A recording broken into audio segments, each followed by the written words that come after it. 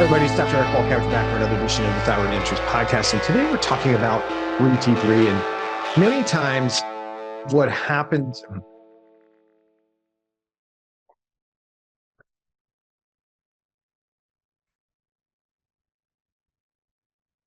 Everybody, it's Dr. Eric Balcavage, and we're back for another edition of the Thyroid Interest Podcast. And today we're talking about why lower free T3 often does not need to be fixed. The conversation around T3 might be one of the most confusing and honestly one of the most divisive topics in thyroid care. So essentially, we have two big opinions regarding T3 testing and T3 importance.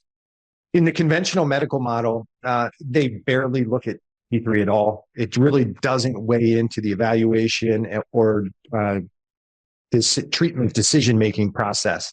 And in integrative and functional medicine, the free T3 level becomes the hill that almost all clinicians are willing to die on. They need to get that at all costs into the lab reference range. And it is the thing that constantly they're trying to manipulate.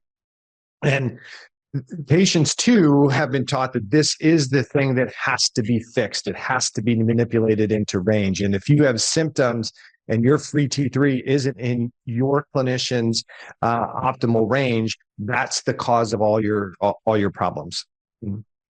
So this can leave patients confused, anxious, not quite sure what they should be doing. And the whole, optimization of your thyroid numbers, the optimization of free T3, I guess it makes logical sense for those who are struggling with chronic hypothyroid symptoms and they see that the active hormone T3 is actually low. And it would make sense that if free T3 is low, and T3 is the active hormone, and you continue to struggle with hypothyroid signs and symptoms, and T4 only medication didn't work, it sounds logical and compelling that if I just take T3 and take enough to raise the free T3 level into your doctor's optimal range, that should be it. That should be the solution. And many times when people go down that route, the initial dose or prescription of T3 adds to that kind of window that you're you're on track, because the initial burst of T3 many times changes labs depending on where we measure them, and it can change signs and symptoms. And so people are like, this must be it. It gave me a little bit of boost. So maybe I just need to find the right dose of T3 that's going to fix this. And so it can all lead to a lot of confusion, especially for people who, once they get the initial boost of T3 and they think that that is the strategy, that the answer is to fix or manipulate T3 into range, this free T3 into range. But when it doesn't last, they wind up chasing this T3 level, and they get frustrated. Like, why did it initially? It helped, and I agree, it probably would have felt better, but why doesn't it last? And if this is so important, how come I can't find that number that's going to restore my health and well-being? So the purpose of this podcast episode is to really talk about what T3 is, what free T3 is, and why what we see oftentimes does not need to be fixed or manipulated into a lab reference range. And in many situations, you're actually doing, for short-term gain, you're actually creating long-term problem. So I'm not going to teach you a protocol. I'm not telling people that they should ignore T3 or free T3. But what I really want to teach you is what it actually means, and teach it to you in a context of what it means with the rest of the panel, with the rest of your labs, and the rest of your physiology. So before we can talk about whether free T3 is a problem, a low free T3 is a problem, we need to understand what T3 actually is. and where it comes from. So your thyroid gland primarily makes T4. That's the dominant thyroid hormone that's in reserve. That's what we have the most of. It is not the primary active hormone. It is what we call a prohormone. It has to be converted to T3. There's no other cell or tissue in the body, as far as we know right now, that actually produces T4 hormone. You have to get it from your thyroid gland. You can get it from medication, but no other cell or tissue is going to generate it. T3, on the other hand, is the active hormone. And the thyroid gland makes a small amount of that, somewhere around between 5 and 10 micrograms per day. The full body makes about 30 micrograms per day. So about 5 micrograms comes from the thyroid gland, about 5 micrograms comes from the liver and kidneys, and the other 20 micrograms comes from peripheral tissues away from the thyroid gland, bringing in T4, converting it into T3, utilizing that T3 for a period of time, and then pushing it back out into the bloodstream. So the reason this is important is because if you have a thyroid condition, hypothyroidism, and you're taking thyroid hormone replacement, many people think because you're taking thyroid hormone replacement that you shouldn't only take T4 because the thyroid gland makes T4 and T3. And some people may need some T3 because the thyroid gland does make a small percentage. So if your gland has been removed, if your gland has been destroyed, you might need 5, max 10 micrograms to replace what your thyroid gland would have made had you had a healthy thyroid gland. But most people, or many people, aren't on full thyroid replacement of T4. And so they're taking maybe 50 micrograms. Maybe they're taking half of what a healthy thyroid gland would make. That means the thyroid gland's still doing some work. It's still able to produce some T4 and it's still able to produce some T3. So you may not need it if you're on thyroid hormone replacement. So if you're taking thyroid hormone replacement and your total T4 is within the lab reference range, and especially if it's within what we might consider a narrower, more optimal range, then your thyroid gland is making enough T4. There's plenty of T4 reserve. If your gland is making plenty of T4 and your T3 is less than somebody thinks is optimal, that's likely not a thyroid gland issue. That is a conversion issue, more than likely. If you're on 50 micrograms of T4 and your T3 is low and free T3 is low, that again may not be a thyroid gland issue. It's more likely a conversion issue, meaning it's not something you're going to fix with T3 medication because it's not a gland-driven problem where the gland can't make the T3 you need. So really important ideas and concepts. So we're going to talk about this a little bit more. Then if it's not a gland issue, why would T3 be low? And anytime you see T3 low, we need to really favor the idea that it's not a gland issue, it's a conversion issue.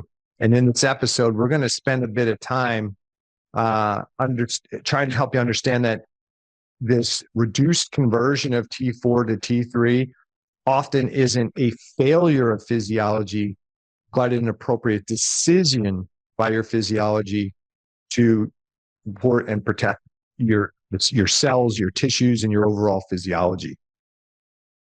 So now, once you understand that T3 production is largely peripheral, the next question becomes, why would the body ever choose to make less of it? And the reason for this is that your body isn't always running in the same mode, okay? the body isn't always in what we call a homeostatic state. Sometimes the cells, the tissues, your body in general needs to ramp up its metabolism. Sometimes it needs to downregulate the metabolism. And sometimes certain systems of the body need to ramp up and other systems need to be downregulated. So it's never running just in what most people think, oh, I'm in what we call a homeostatic low stress state. That's not the case for most people. There's three broad operating states that almost everybody works in. There's what I call the resilient state or the homeostatic state. And this is where you make enough energy from the food you take in and the resources you have stored to run all of the systems of your body without any strain on the physiology and perform optimally.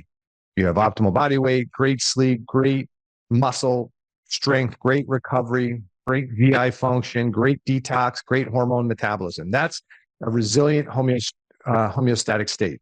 And it doesn't mean that you don't have stress on your physiology, but when you're in a resilient homeostatic state, even if you put an excessive amount of stress on your physiology and it creates some strain, you easily recover and regenerate your tissues. So that's one state. Second state is what we call chronic strain.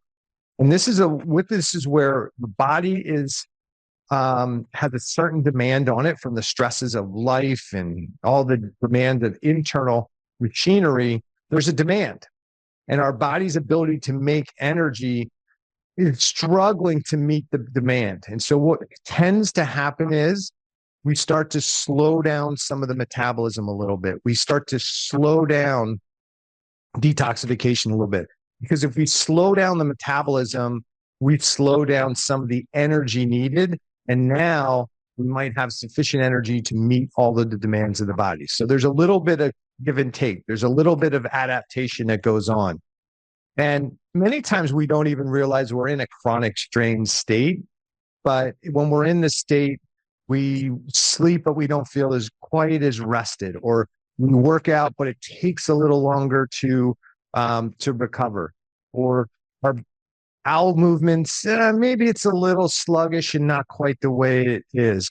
And there's a lot of things where you might say, well, I don't do this quite as well as I used to. And we kind of sometimes blame it on age, right? I'm just older, and so I don't do it quite as well. More than likely, you're in chronic strain.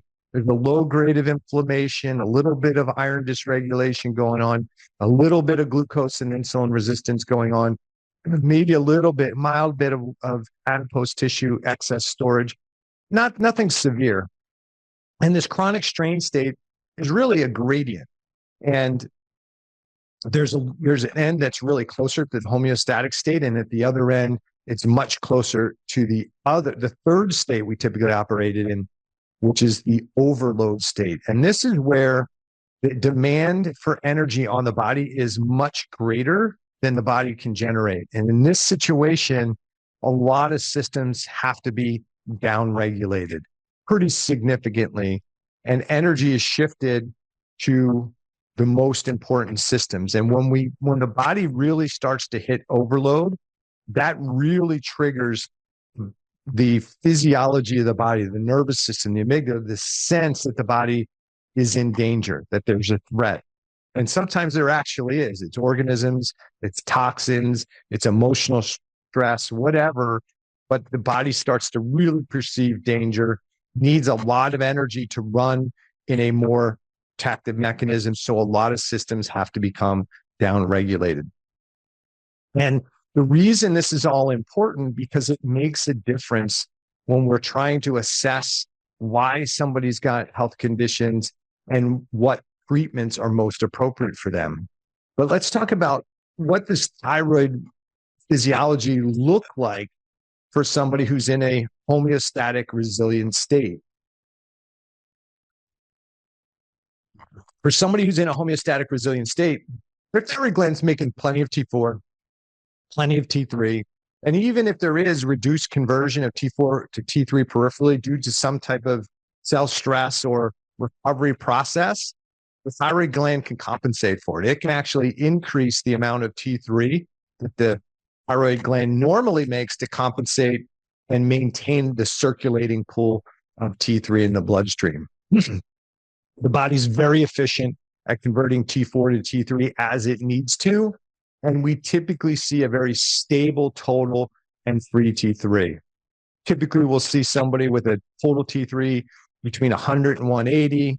A free T3 in the 3 range would not be hard to believe for somebody who's really in a homeostatic state. And that can change based on age, time of year, physical activity. There's a number of things that can really influence the free T3 level, but we'll see a really stable total T3 for sure.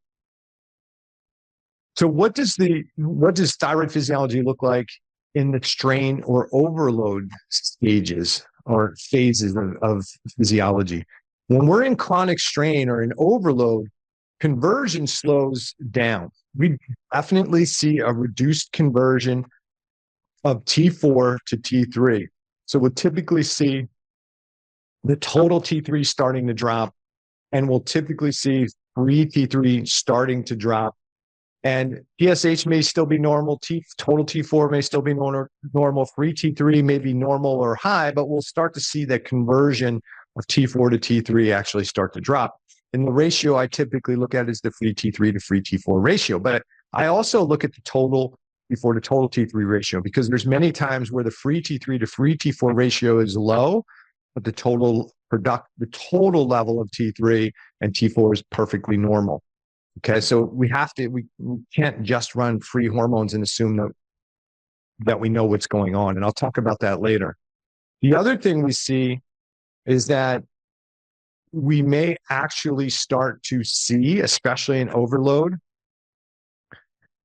the drop in function of the gland, some of the damage occurring to the gland, the thyroiditis occurring to the gland. And people think there's a lot of philosophies or beliefs as to why the immune system starts damaging the gland. Some people believe that it's just the immune system's out of control and damaging for no reason. I don't tend to believe that.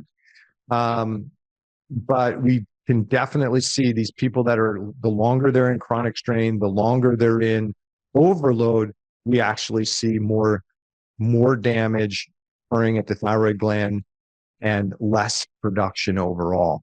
And I've talked about my philosophy on the primary driver of thyroiditis not being immune system out of control. But again, I think it's part of a protective mechanism for a lot of people. And before I go any further, I want to introduce 2 concepts regarding thyroid physiology. We think, hey, if we just put thyroid hormone into a system, or the thyroid gland makes thyroid hormone, it's always going to convert to the primary hormone T3, and it's always going to bind to receptors. And if it doesn't do that and it gets deactivated to something called reverse T3 for T4 or T2 from T3, then the body is broken or it's dysfunctional. And the reality is that's not the case. And this has been well documented. There's a great group, Dietrich and his whole group have written multiple papers on thyroid physiology and the difference in how thyroid physiology functions. And when we're in this homeostatic state, thyroid hormone is regulated in a thyroid homeostatic state. They call it thyroid homeostasis.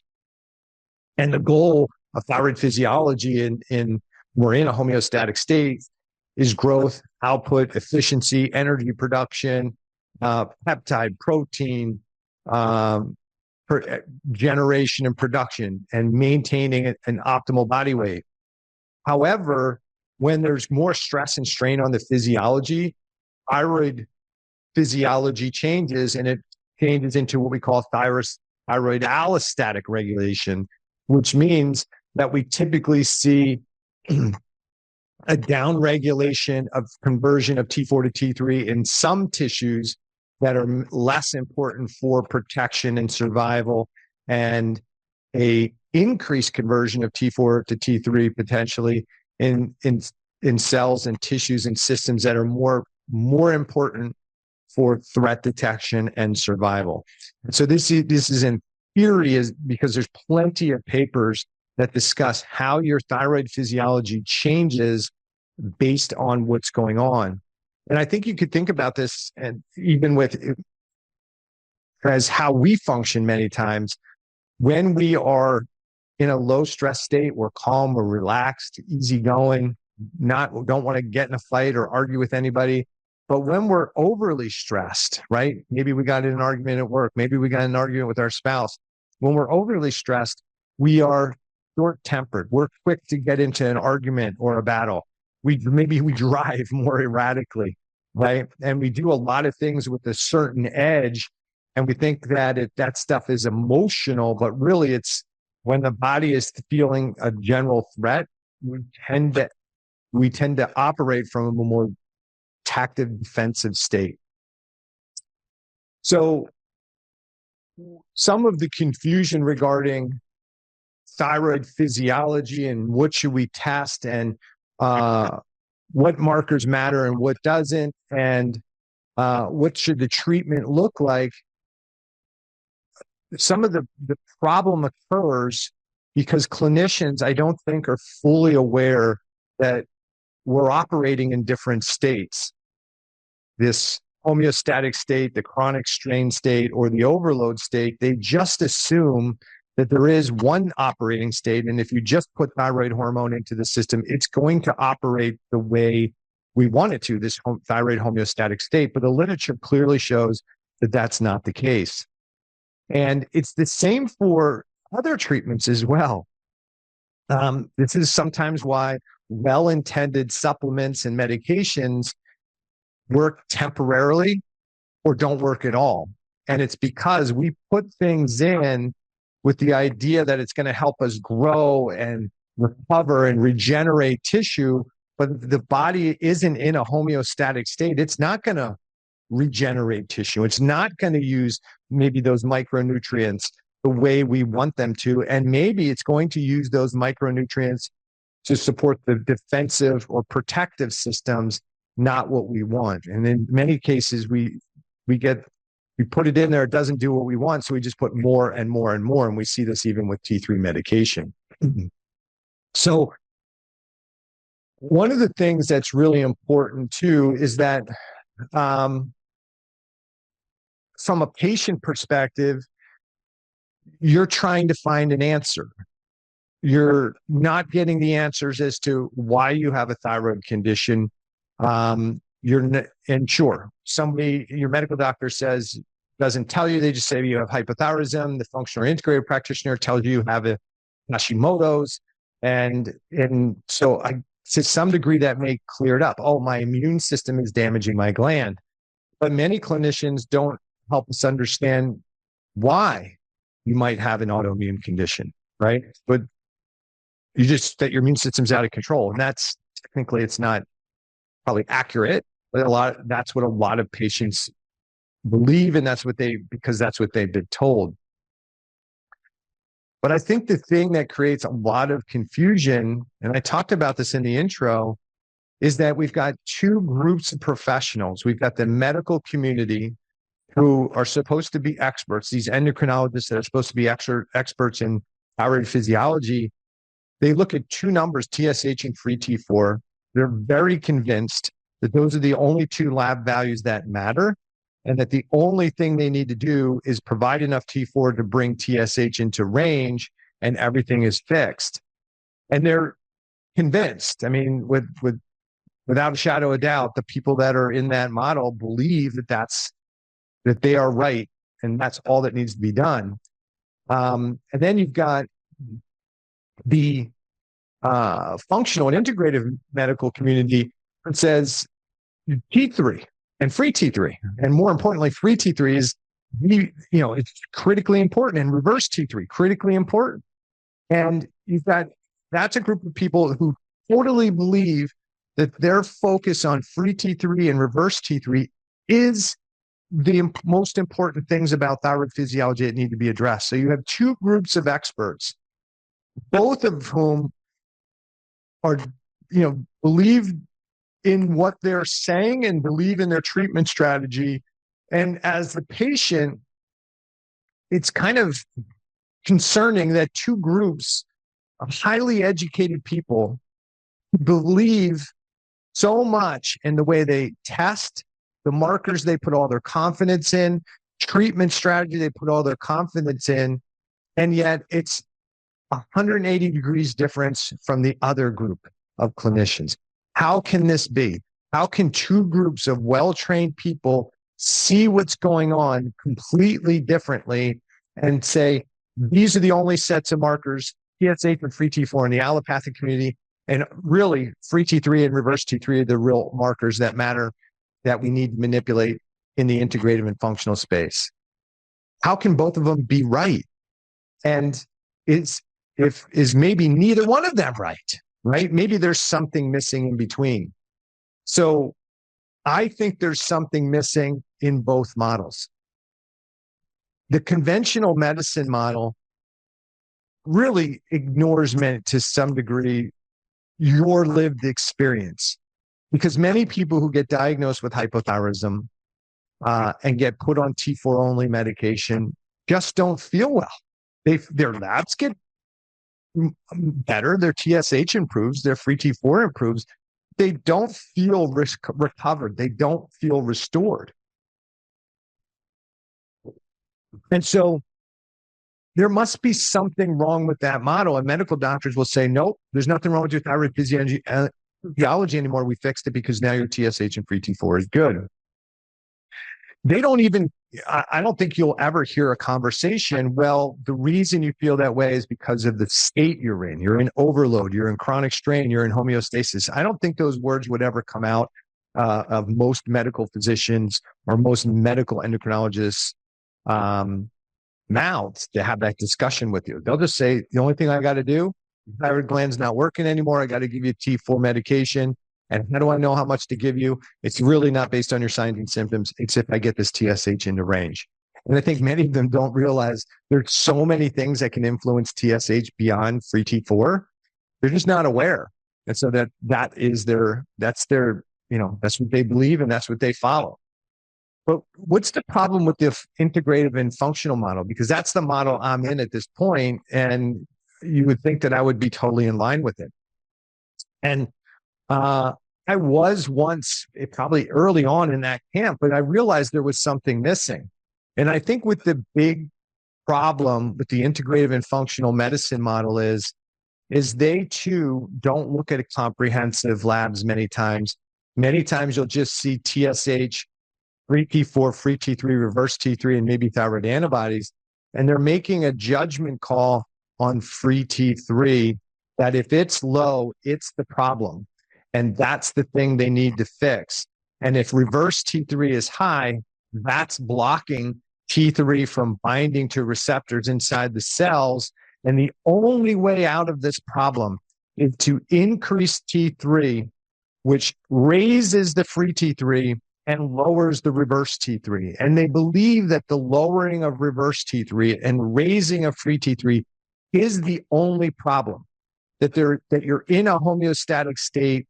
And it's just a matter of fixing what your body can't do any longer versus really thinking from functional medicine principles that the body rarely makes mistakes and that this reduced conversion of T4 to T3 has probably not much to do with the gland and really tells us about the state of the individual. The physiology of the body isn't broken. It didn't forget. It's not that it can't convert T4 to T3. It's choosing not to convert T4 to T3. Now, I should say this, that neither side, I think, is malicious in intent. I think they're trying to do the best for their patients based on their level of knowledge, based on their level of ignorance, based on their level of bias. And I'm not saying those in a mean way, but we all have a level of ignorance when it comes to how we look at things based on our experience. And we all have a level of bias when we look at things based on our training, our teaching, and our level of experience. So I don't think it's that people are intending to do harm. I just don't think how they're evaluating your physiology is thorough and complete enough.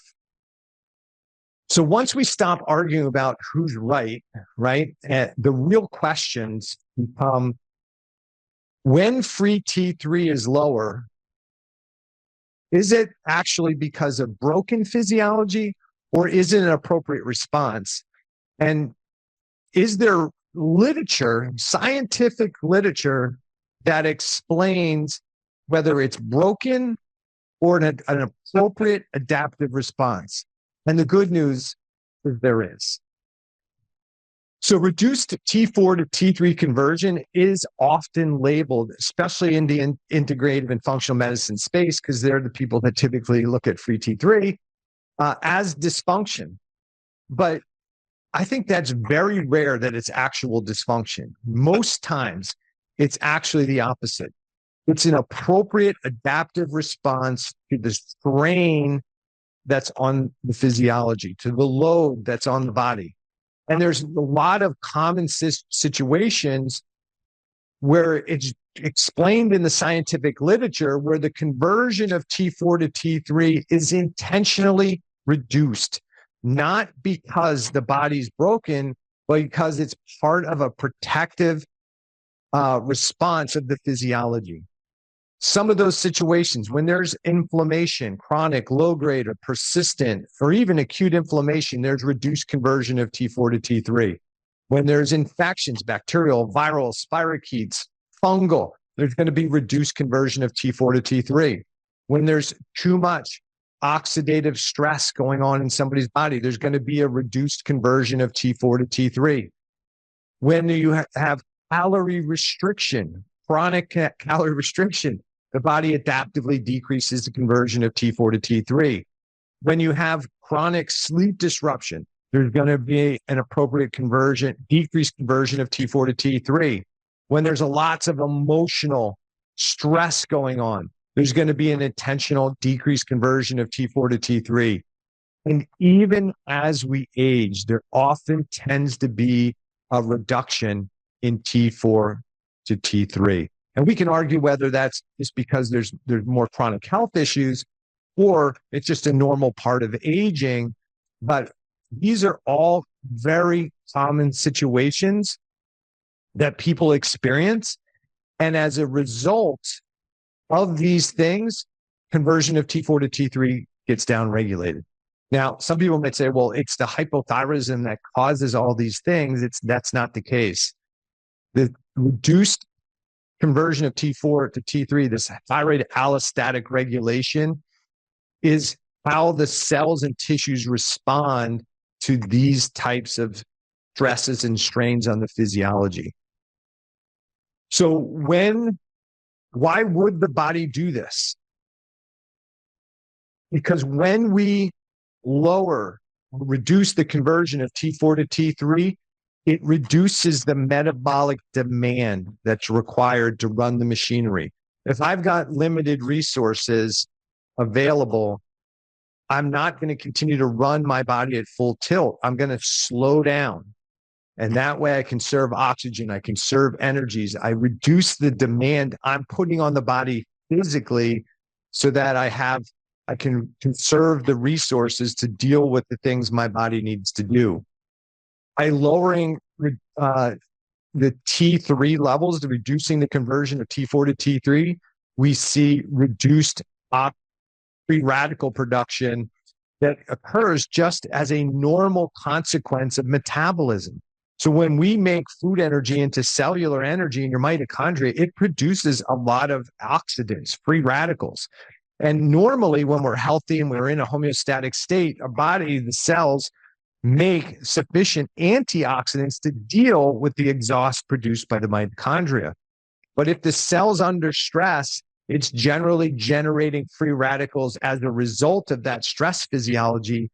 And if you had the mitochondria running in a homeostatic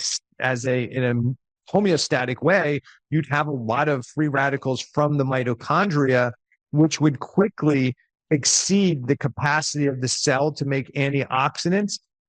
And that would lead to cell damage and potentially cell destruction. And that's not what the body wants to do. So it slows down metabolism. It reduces T4 to T3 conversion to produce less free radicals and therefore control oxidative stress. And the third reason, as I said, to reduce T4 to T3 conversion is to reduce the consumption of resources: oxygen, iron, magnesium, B vitamins. It's all part of a protective response. If you had food in your home, or if you were running out of food of your home in your home, you would do what? You wouldn't have huge meals. You would start conserving your food. You would make smaller meals and kind of put everybody on a food budget a little bit. If you were snowed in and you couldn't get to the store for a week, you'd have to ration your resources. We wouldn't say that you're just crazy because you're doing that. We would say it's a good idea. It's a protective response so that you don't run out of food when you really need it. Okay. So I want to make a couple important final points in this section. And that is, many times we think about the blood level of T3, free T3, total T3, and assume that matches the tissue level of T3 in all of the tissues, the cellular level of T3 in all the tissues. And that's not necessarily the case. Each tissue can self-regulate the level of T3 inside its cells because of these enzymes we call deiodinase enzymes. They can either increase the conversion of T4 to T3, or they can deactivate T4 and T3 based on what they want to do, what that cell, what those tissues or the systems need to do. So every system can self-regulate, for the most part, its metabolism, because it can either bring in T4, it can bring in T3. Many cells bring in both. Some only rely on T3, but most do a combination. Because they can convert T4 to T3 inside the cells, and because they can deactivate both T4 and T3, they have the ability to self-regulate. So that's really important. And the other thing that's really important here is to make sure that you understand, when you see lower free T3, it is often, I'd say almost always, not failure of physiology, an inability to convert T4 to T3. It's often a protective mechanism. Now, all of the attention goes to free T3, but to really understand what free T3 is telling you when you look at your labs, we need to talk about the difference between free T3 and total T3, because both of these matter. Many times clinicians make a mistake assuming that free T3 tells us how much total T3 is available, and that's not the case. So for both patients and clinicians, if you assume that the free T3 level always tells you or reflects the total amount of T3, you're making a huge mistake. Total T3 is what's the amount of T3 that's bound to the transport proteins, and it's the amount of free hormone. Now, free hormone is the part that can get into the cell and be utilized. So when we think about total, that combines the bound and the free. The free only what's off of the binding protein. And a lot of clinicians and maybe some patients think that because free T3 is what can get into the cell and tissue, it's the only thing that matters. And that if it's high, the total's high. If it's normal, the total's normal. If it's low, the total's low. And the reason they may assume that is because they never look at totals, but that's not the case. So how do we kind of understand total versus free? And I think one of the easiest ways, I hope this is an easy analogy, is when you think about total hormone, that's like thinking about how much money you have in your savings account, your investments account. It's everything that's in your savings, right? Everything that's in all the money you've accumulated is the total hormone. The free hormone, and when you think about free hormone, I want you to think about that's what's in your checking account right now that you can spend. So there are people that have a moderate amount of money in their checking account, and they have a moderate amount of money in savings. Okay. So you could say, well, they've got a pretty good amount of money in checking. And they have a pretty good amount of money in savings. So they're financially stable. But you could have a lot of money in checking and absolutely no money in savings, and you're not very financially stable. And the opposite is true, is you could have very little money in your checking account, but keep most of your money in savings and in investments. And if somebody just looked at your checking account, they would say, man, they're poor. Now realize that you've got maybe millions of dollars in investment accounts and savings. Okay. So when we look at thyroid hormones, the total is the full capacity, what's in reserve and what's available right now to convert or right now to get into the cells. And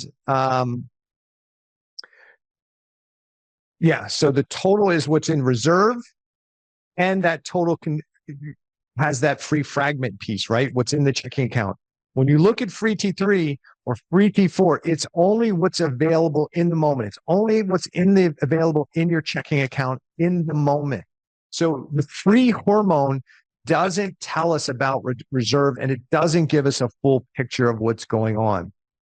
Okay, because you can, and this happens a lot, that as the reserves fall, as your savings and your investments start to decline, you can still have plenty of money in your checking account. In blood work, we can see many times that free T3 actually rises as total T4 and total T3 are on the decline. And the reason for this, and this is expressed in the literature, Dr. Bianco and others, I've had Dr. Bianco on the podcast, have explained that the body has a tendency to defend free T3 levels within a certain range, at least short term. And the reason for that is there are some systems, some tissues in the body that require T3. They can only use they can't make their own T3, so they have to pull it from the bloodstream. So the body defends free T3 as long as it can, even when total T4 and total T3 are bottoming out. So the core message here for this section is you can't run just a free T3 and assume you know what's going on with your conversion. I like looking at free T3 to free T4, but I have to consider the free T4 to free T3 to free T4 ratio in context with the total T4 and the total T3. Sometimes the free T3 to free T4 is low, but the total T4 and total T3 are perfectly normal. That tells me something different than if free T3 and free T4 are low and total T4 are perfectly normal. So we have to interpret lab values. So when we only look at free T3 and free T4 and reverse T3, it tells a way different story than when we look at TSH, total T4, free T4, total T3, free T3, T3 uptake, and reverse T3. When we look at all of the thyroid panel, that tells us a different story than when we just run free hormones. Okay. Now, why don't people run more? Why do they just run free and not run total? I think because it would, maybe they've been taught that. Maybe they truly believe that's all that matters. Or C, when they throw in the totals along with free, it really throws a monkey wrench into their thinking about what's really going on. And it's easier to not run those values than to run them, because it's something less you have to think about, something less you have to interpret, and something less you need to consider. I recently did a Thyroid Thursday where I did, I think, 5 or 6 panels on how clinicians would interpret thyroid panel when it's just TSH, free hormones, and reverse T3 versus TSH, total hormones, free hormones, and reverse T3 and T3 uptake. Totally different interpretation by running a more comprehensive panel. And you think about it, if you read one page of a book, you would know a little bit about the book, but you wouldn't know everything. But if that's the only page you got, you would say, I know exactly what happened in the book. But then if I gave you a whole chapter, you would say, oh, I got it. This is what's going on in the book. And I would say, nope, that's not it. I give you the whole book to read, and you get a totally different interpretation than when you read one page, when you read one chapter. or even 2 chapters. When you read the whole book, you get a better picture. When we try and evaluate and interpret thyroid hormones, especially if we're trying to help somebody recover their thyroid physiology, we must do or run a comprehensive thyroid panel. Okay. So let's assume that free T3 is low and your doctors haven't run the totals and they're not running a full panel. But what can happen when we start to add T3 when somebody's got lower free T3? What can happen when somebody tries to manipulate or optimize a free T3 level with T3 medication? Short term, many times, short term, low dose, immediately people may see a change in their energy, a change in motivation, a change in clarity, and a little bit better. They got that hit and they're like, this was the right strategy. Because they got those short bursts of change. The problem is it oftentimes doesn't last.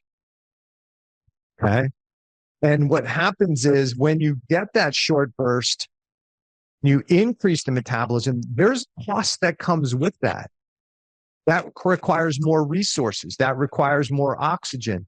And if you don't have the resources and you don't have the oxygen and you don't have the antioxidants to deal with the more increased free radicals, short-term gain is going to cost you more in the long run. It's like spending money on a credit card.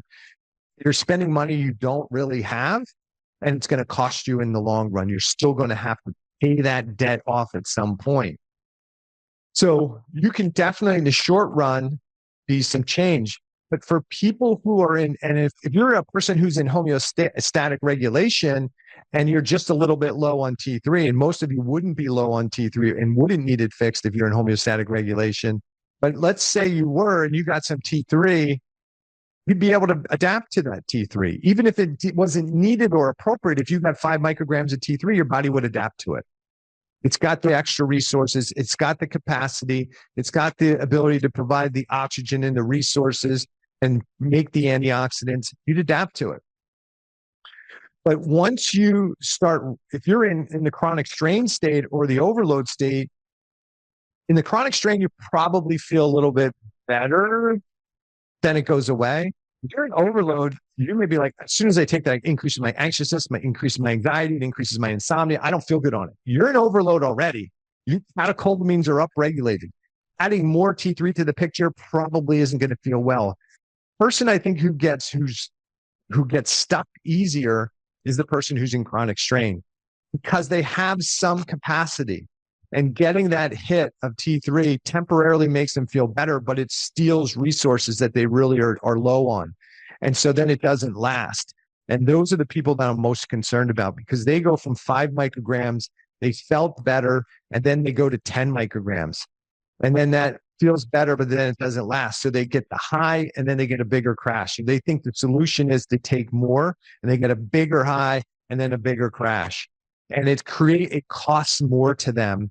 The recovery costs more to them.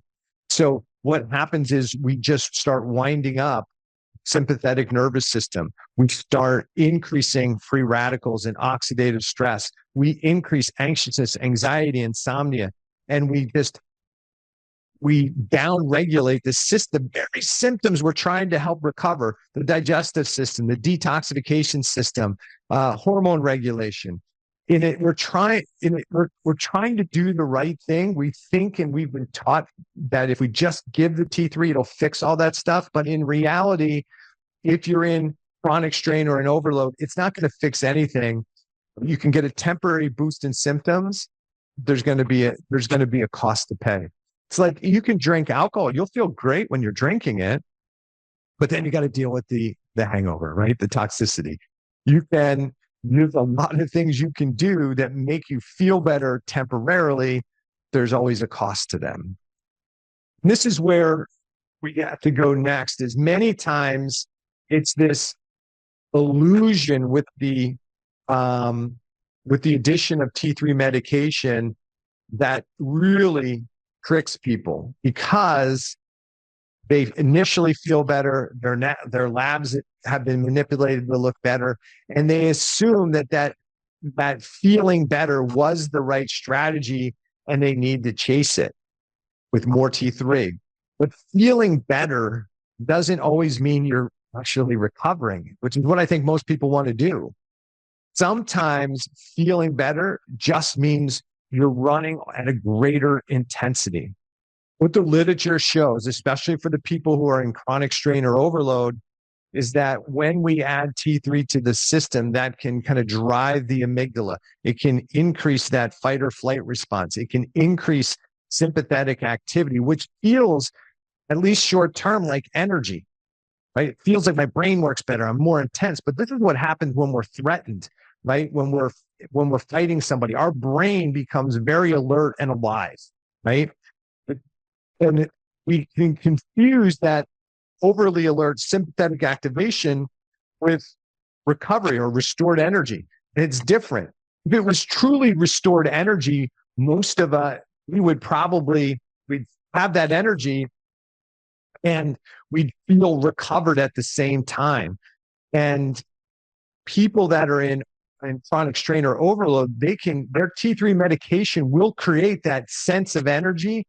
Then what happens is the crash, the fatigue that comes with it. You feel this wired yet tired, wired but exhausted physiology. That is not recovery. That you may feel a little bit better with certain aspects of your physiology. That's not recovery. That's just manipulation of your chemistry. And you can do that with lots of different drugs, but there's always a negative outcome that comes with it. When you start to add T3 and you increase that sympathetic activity, it increases the demand for oxygen. It increases the demand for micronutrients. It increases the demand for antioxidants. It increases demand for detoxification. And unfortunately, if you're increasing the sympathetic activity, that means you're decreasing the parasympathetic activity. So you're reducing digestive capacity. You're reducing the breakdown of your food and your micronutrients and the absorption and assimilation of those things. And so you're actually creating debt over time. And this is why the longer you're on, especially higher doses, the worse people get overall. Now, a lot of people try to fix that by just loading massive quantities of supplements into the system. But again, that's not recovering your physiology. That's just manipulating a bad state. So if pushing free T3 higher isn't recovery, what if lower free T3 is actually the body's solution, right? So if it's low and pushing it higher isn't the solution, then what? What do we do next? Well, maybe we just need to consider that the lower free T3 isn't broken. It doesn't need to be manipulated. The lower level of T3 isn't the problem. It rarely ever is the problem. Many times, the lower free T3 you see on a lab report, it may kind of lower T3. I have hypothyroid symptoms. That seems like those two things together. Let me just fix T3 and that should fix my symptoms. Sounds good on paper, sounds logical. It just doesn't work that way. The human physiology doesn't work that way. And as I said through this podcast episode, when we look at low free T3, it isn't the problem. It's your body's solution to the stress and the demand it's under. It's how your body, your cells, your tissues are trying to protect themselves and you. And when you work against that physiology, you're actually creating more stress and strain on your physiology. Think, you could go back to the checking account and the savings account, right? If you're running out of resources, if your savings is starting to dwindle, what do you need to do? You need to have less money in your checking account so that you don't spend it frivolously, right? We have to start protecting the reserves by reducing the spending. In the body does the same way. When there's stress, that typically means that there's reduced capacity, reduced reserves, and what the body adaptively does, it starts slowing down the overall metabolism. That's how it starts to conserve energy, to conserve resources. And the reduced level of total and free T3 are an indication that the body is adaptively decreasing the conversion of T4 to T3. It's not broken physiology. It is the defensive response of the body. It is the optimal state. The thing that I hate to hear is when somebody says, I need to optimize your lab value. I need to manipulate your lab values, what they should say. They're not optimizing T3, they're manipulating it. Because if you really understand thyroid physiology, your thyroid values your lab values are the optimized values for the state your body is in. You want to change your free T3 and total T3 values? Change your state. Don't try and manipulate the blood values, because when you manipulate the blood values, you don't improve your state. You actually put more strain on your physiology and make the state worse. So the real question isn't how to fix free T3. It's what your free T3 is telling you. So when you get labs done, please do not just get free hormones done. We talked about this earlier, the total T3 is critical. So you need total hormones, you need free hormones, you need T3 uptake, reverse T3. If you're really trying to understand your thyroid physiology and really trying to understand your overall physiology, you have to run a more comprehensive panel. It will change. It may not change how your doctor wants to treat you, but once you start running full panels and start educating yourself, or find a clinician who understands the significance of all of them, it should dramatically change how somebody treats you, especially if your goal is thyroid recovery and not just thyroid management.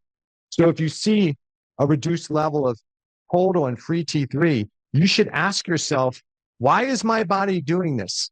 What state am I in? What state do I think I'm in? And what state might I actually be in?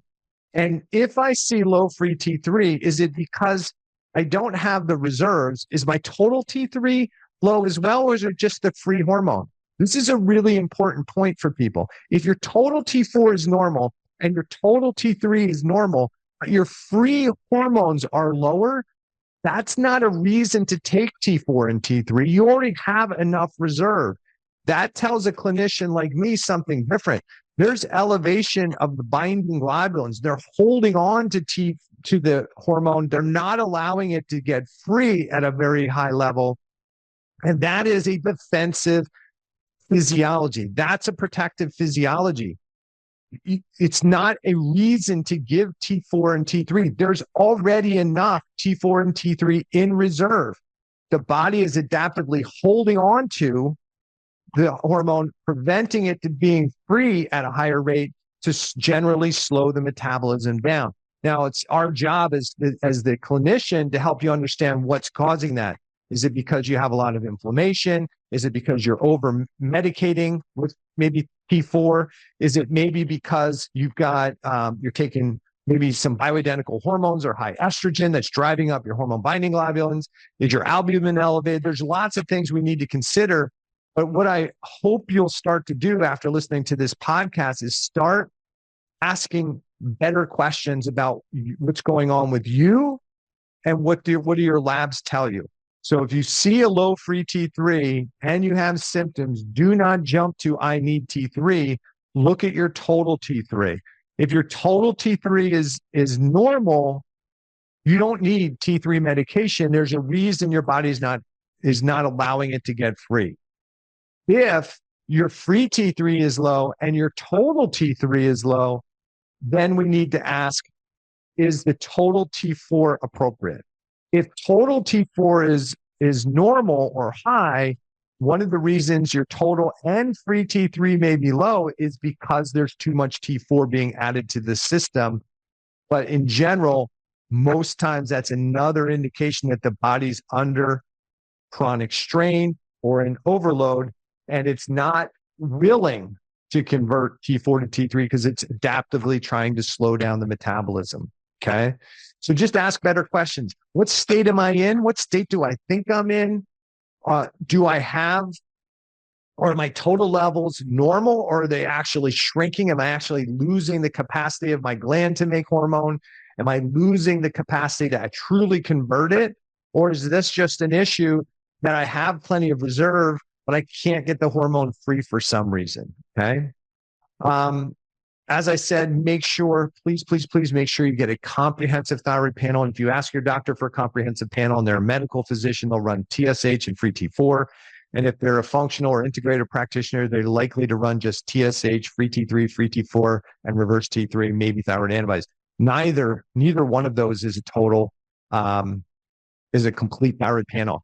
And it would be my other recommendation that you at least run one tissue marker of how that thyroid hormone is working. You can run blood sugar markers, you can run liver markers, you can run lipids, you can look at inflammatory markers, but you need to run something along with the thyroid panel so you can understand, is what I've seen here in the thyroid panel, what does that mean in relation to how it's working in the cells and tissues? Because we can easily manipulate the thyroid panel and it doesn't have the appropriate effect in different systems and tissues. Okay.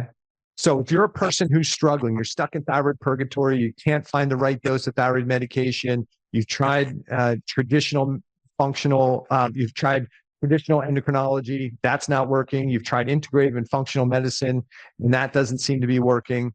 And you want a different perspective, you can go to my website and schedule a complimentary discovery call, and we can chat about what's going on and whether what I do is really what you're looking for.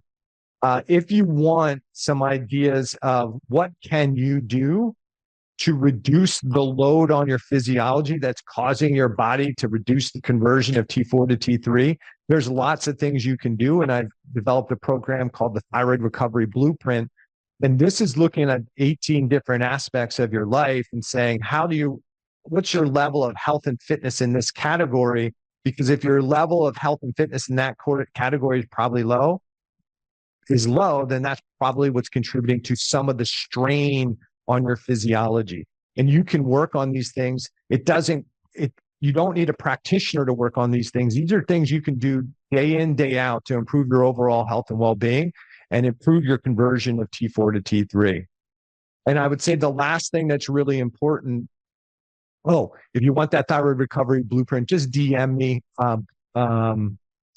blueprint, and we'll send you the link to the thyroid recovery blueprint, or you can go to my website, find the contact email, info@drericbalcavage.com, and just in the subject line, put blueprint, and we can email you the link to the thyroid recovery blueprint. The last thing I'll say is many people think that if they take more T4, more T3, more supplements, more exercise, more cold plunge, more hot sauna, that it's going to give them the answer they want. Sometimes more is fine when you're in homeostasis, but sometimes more isn't better when you're in that chronic strain state. And many times, most times, more is definitely not better when you're in overload. Most of the time in overload, we need to reduce the stress, reduce the load, reduce the medication, reduce the supplementation load to just take the strain off the physiology, because the person is already overloaded with how their physiology is trying to work, and forcing more medications and more supplements into a system that doesn't have the capacity to deal with them is a huge issue and a huge problem. So I hope you enjoyed this episode of the Thyroid Answers podcast. Stay tuned for more episodes in the weeks to come.